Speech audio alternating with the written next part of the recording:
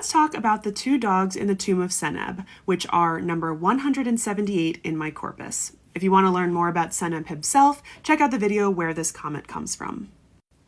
So I showed the image of Seneb and his 2 dogs, which was found from the false door of his mastaba.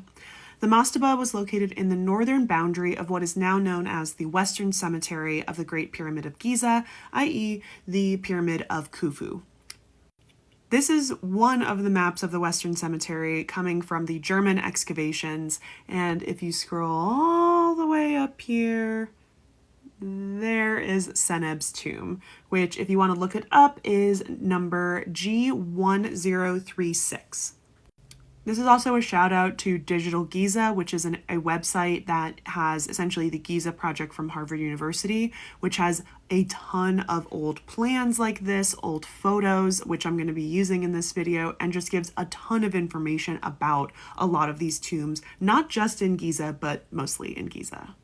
So just like it sounds, a false door in Egyptian iconography is an image of a door that does not function as a real door. For the Egyptians, this false door was a threshold between the worlds of the living and the dead, where any deity or spirit of the deceased could travel back and forth through. So here's an image of what was left of Seneb's false door inside of his mastaba. The false door had depictions of him and his family sailing, conducting scribal duties, as well as being carried on a litter, which is just another fancy word for a carrying chair. We also have images of lots of offering scenes and animals being processed towards Seneb, and at the very top here, you see Seneb sitting on a chair underneath an open arbor with 2 dogs and a scribe standing in front of him. The 2 dogs we have here are 2 typical Old Kingdom Tessem breed types, with the pointed ears, thin bodies, and tightly curled tails. They are both also wearing a spiral collar, and above them are a few hieroglyphs, which we believe are their names. The one on top is named Iakes, and the one on the bottom is named Abu.